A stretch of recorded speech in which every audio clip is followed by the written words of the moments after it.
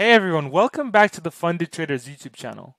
Today we're going to be taking a look at 3 standard challenge accounts that have been failed and breached in the past month. We're going to be taking a look at some of the trades, data, and what exactly might have happened to result in a breach or failure of the account.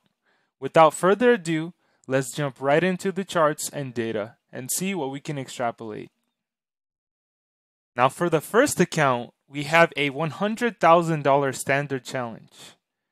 This account took well over 200 trades, so even getting all of this data collected and sorted was a little bit of a challenge. There's so many trades to look at, so many things to think about while I was calculating the data, but I made it work, and we can see a few different things when we look at this person's account.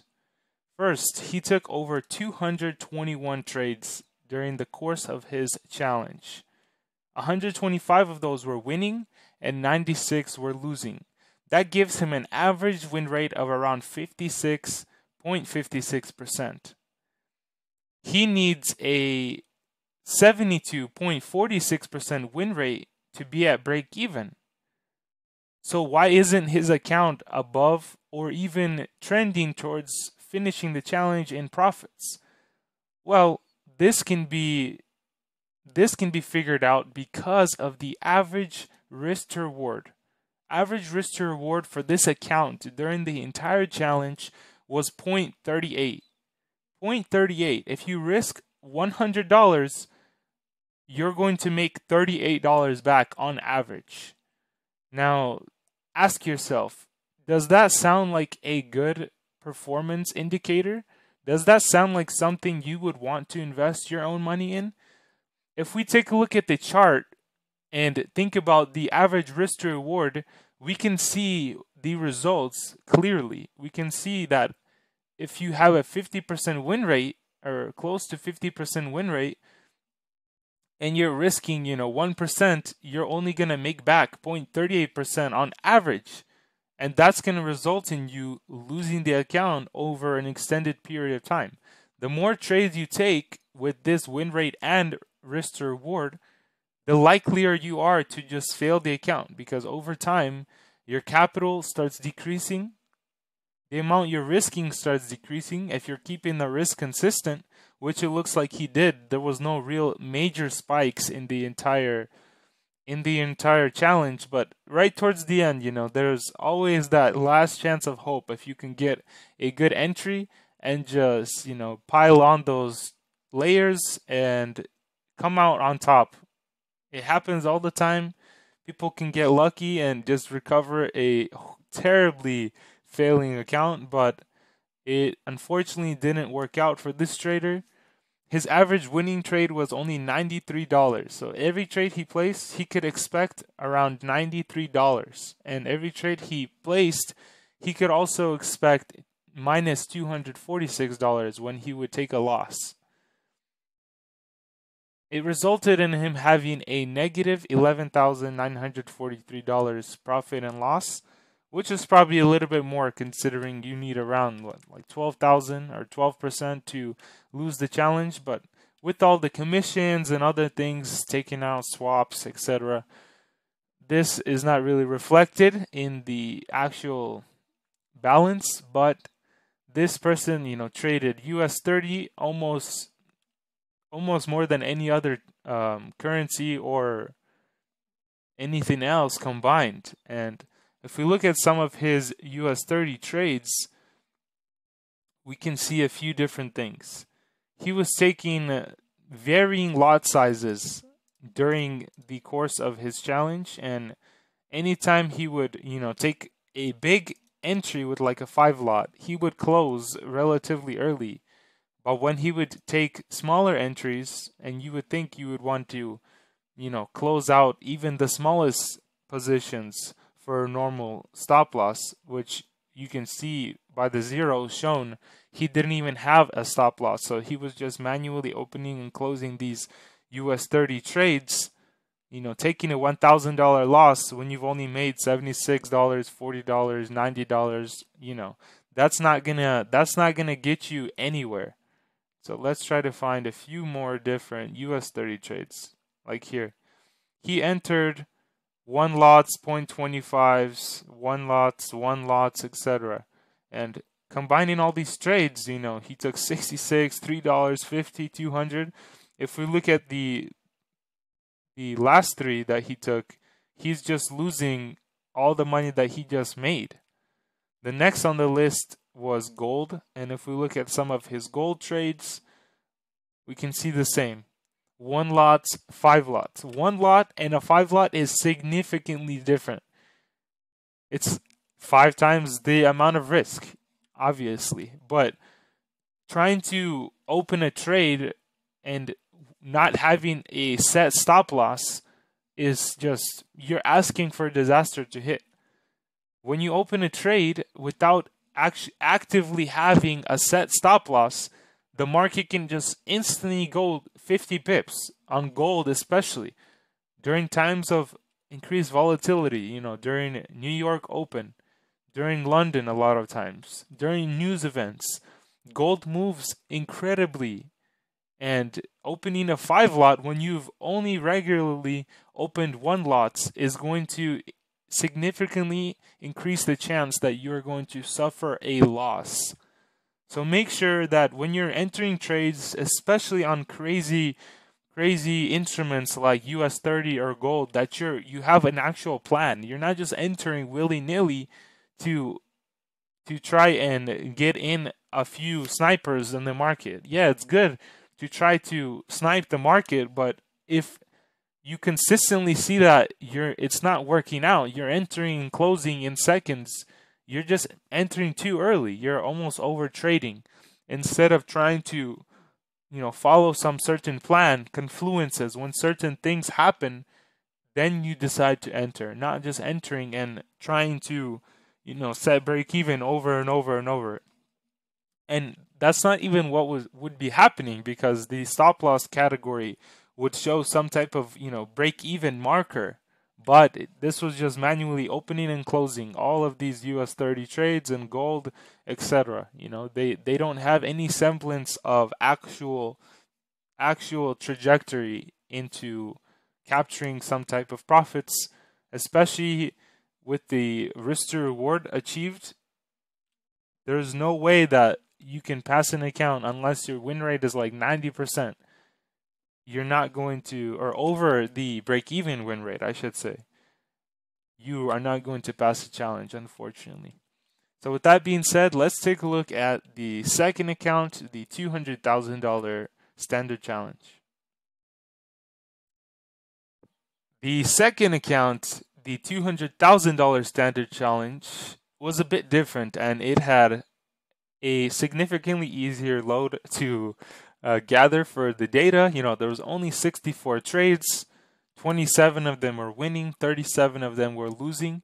So it was easy to get all the data in one spot and not be, overwhelmed with all of the numbers, trying to match everything up to all of the percentages, data, returns, etc. So trading 1 or 2 instruments is a good way to keep yourself in the right direction, not trying to trade every trade you see, every currency, every crossing. That's just going to result in a lackluster efficiency. If you're focusing on one currency, that's a good way to get to where you're going, because you're devoting all your attention to 1 or 2 currencies, especially, two indices. And so trading like that, you may have significantly higher chances of success. If we look at this person's metrics, we can see that he had an average risk to reward of 0.89. As I mentioned earlier, an easy way to go about it is thinking about how many dollars they're going to risk and how many dollars they're going to get in return. And so with the 0.89 risk to reward, he's risking $100 to only get $89 in return on average.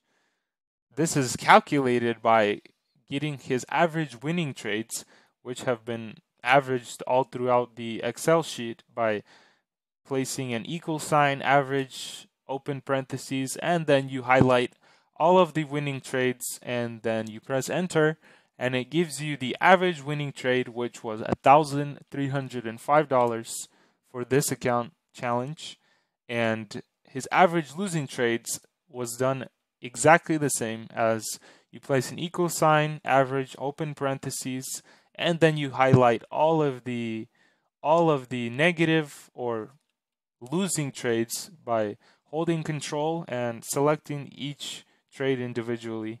And then you would get the average, which in this case would be negative 1,463.99. His profit and loss was 18,000 in the minus, and that might be less than the actual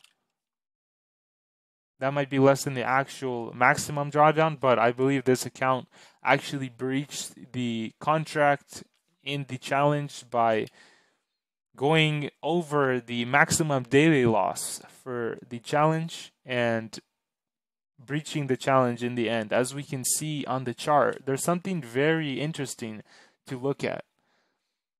With the 0.89 and a 42% win rate, we can see that he started off right near break even, and then jumping up almost towards break even again, and then he just had a sharp drop, because if you have a 1,400 loss and a 1,300 win on average, if you just take 10 or 20 trades, those trades add up and you end up losing thousands over the course of right here 20 trades. He was already down over $14,000, and if he's losing a few trades in a row, this 1,400 is going to multiply, as we see from his actual chart or data of the trades that he took. He takes a few trades losing in a row, and then a few winning in a row, or even a singular win in a row. So when he takes a loss, it's not just 1,000 or 400, it's 700, 1,000, negative 4,000, negative 2,600, negative 2,900. All of those things add up, and they bring your account down significantly. So how this can be avoided is looking at the average risk per trade and looking at how many trades you're entering at a given time. This amount of trades in one period, and entering with significantly higher lot sizes than you might expect for a $200,000 account, you're going to get results that might negatively impact your balance and prolong your journey to achieving the passing of the phase 1 and onward. And so with a 42% win rate and a 0.89 risk to reward, he would need a 52% win rate to maintain at least a break even on his account. But without having that over 52% win rate, his account slowly started declining, and it reached almost the $180,000 mark, which isn't necessarily failing, as he would still be able to trade up until around 178,000, I believe. And so he still had a chance to recover the account. And if we look at the chart, what ended up happening? He's at the brink of death. When you're pushed into a corner, it often happens when the greed almost disappears. You're starting to think rationally and logically. When you're backed into a corner, there's no way out but up. You need to go up or you are done. You are done for the challenge. And when this happens, traders oftentimes almost change the way that they start trading.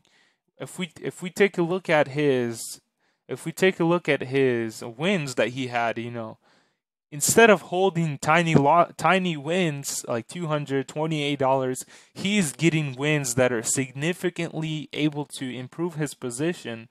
Maybe because he was at the brink or near the brink, he decided to increase his lots by 3, which is around 0.8. And just looking at US 30, obviously one of the biggest movers in in the entire market, he was able to capitalize $9,000 profit. And so you can see this giant spike. And this sort of gave him that motivation, that drive to try to keep pushing forward. And he was able to capture a $4,000 win and then a $5,000 win. And so on this hot streak, he had a heat check, almost just like in basketball. When you shoot a few 3-pointers and you just can't miss, you think you're on top of the world, but then in an instant the cold flash comes, and what happens? Instead of staying consistent, being humble, and just accepting that you were given a second chance, he made it to break even. He made it even into profits. He could have just took a break right there and continued onward when he cleared his head. But we see a different result. Unfortunately, in the result of the challenge, he stayed right around near break even, for the course of around 15, 20 trades. And then his last, I want to say 4 or 5 trades, he ended up breaching the account, and that was the end of this story. We can see the losing trades. He upped his ante to 10 lots, which is around a 1 lot or $10 per pip. And on US 30, with the movement, it moves thousands of pips per minute. You can face thousands of dollars of loss like he did in this case, as he entered a sell. US 30 jumped $589, quote unquote, on the index price. So whatever the price is at. Let me see. The price was at 31,958 or 53, and then it jumped, $500 plus, and this resulted in a minus 5,894 trade. Looking at his average loss per trade, and then looking at this loss, it's sad to see, because his average loss isn't really that high. But when you look at these last few losses, he almost went berserk. He went into almost a rage mode, and the trades that he took ended up breaching his account overall. He wasn't able to hold on to this break even, and maybe he just got frustrated and entered these incredibly risky positions. He's entering a sell. It ends up as a loss. He enters a buy. As it keeps going up, it starts going down. Revenge trading. He suffers another $5,000 loss. It's falling. He enters a sell. It starts going back up. He closes for 800. He enters a sell as he expects it to go lower again, drops again. He enters another sell, drops even further. He enters a final sell, and he breaches the account. He breaches the contract, and he ends up failing, unfortunately, and it happens. Just gotta stay consistent, level-headed. If you're at break even and you're not really going anywhere, at least you're not going down. Take some time off, come back to the charts with a refreshed, rejuvenated mindset, and keep on pushing. This isn't even necessarily that bad of a risk to reward. Maybe just holding the good trades a little bit longer instead of closing them so quickly might net you a little bit more profits in the end.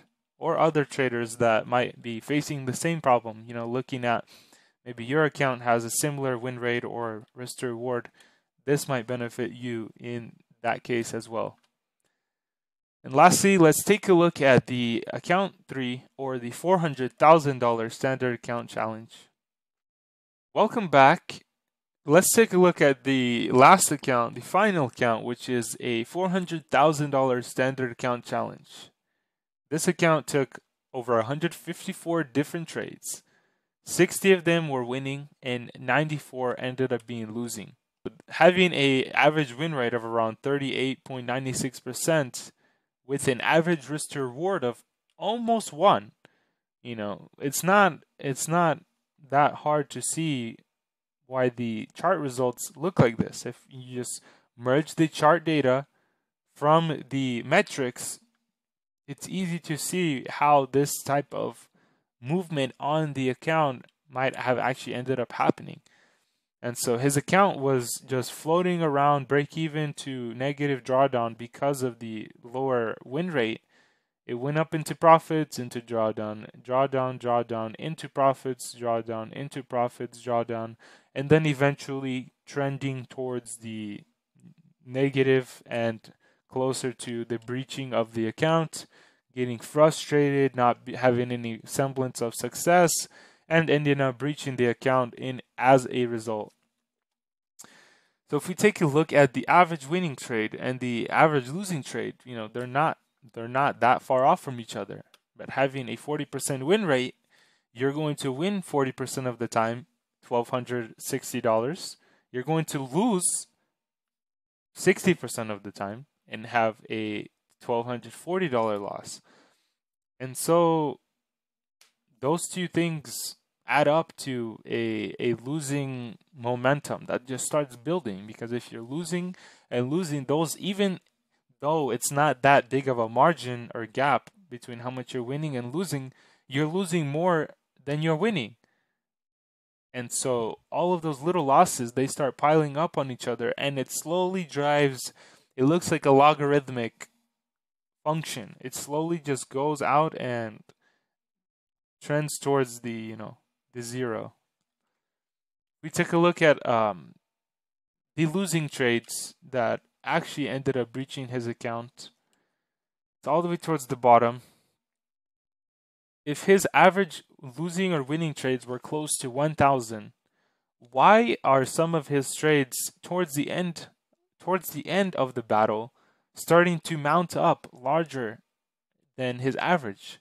It's because when we are frustrated, it's easy to, on average, drop 1 lots, 3 lots, 5 lots, but then we see 20 lots. You just excessively increase your risk, expose your account's capital or equity to unsustainable risk. If you take a few losses with such incredibly large lot sizes, what's going to happen? This is 20 lots each on almost a singular trade. I can't really see exactly when this was opened, but in the span of one or 2 days, it looks like he opened 60 lots on CAD JPY and suffered almost a $10,000 loss.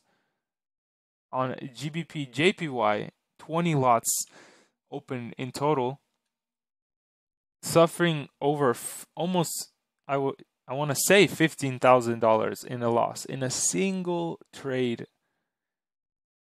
That will breach your account. Obviously, there's no coming back from a $15,000 loss when your account is already at the breaking point. 375,000 drops all the way to 360,000 in seconds. And so again, I made this point here where the average losing trade was negative 1,200, but then the average of the last 5 trades were negative 3,000. That's going to significantly increase the chances that you are going to lose the account. So if there's anything to learn from these different trades or different accounts, make sure you're watching your risk. Make sure you're being consistent with the lot sizes that you're entering.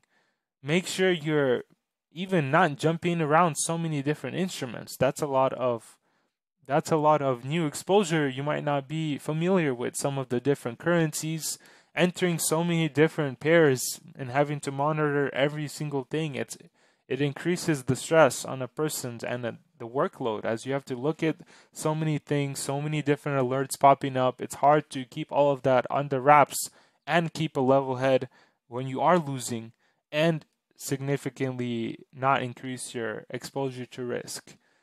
And so with that being said, I hope you all enjoyed this video. I hope you gained some insights on what you might be able to do differently if you wanted to trade an account and look towards achieving everyone's dream of becoming a funded trader, as it's one of the greatest blessings that you can have, one of the best jobs out there. if you can find some kind of success in this field. And so just don't give up, keep studying, keep working. You know, a lot of different people go to school, university for 4 or 5 years, 8 years, you know, to try to have some success. And they're mastering their craft, they're mastering the body, they're mastering any type of knowledge to achieve this financial stability in their life. And so if you're not having success in the first year, second year, third year, you know, that's okay. Just keep on pushing forwards, and eventually, once you've experienced enough in the market, you've seen everything there is to see. There's nothing new that will surprise you. Then you can start to analyze what you've done, look at how you can improve, focus on one strategy, maybe one pair, 2 pairs, 3, and then you will see success in your career. So just don't give up. If you really want to do this, just put your mind to it and keep on striving forwards. Thank you for watching this video. Until next time.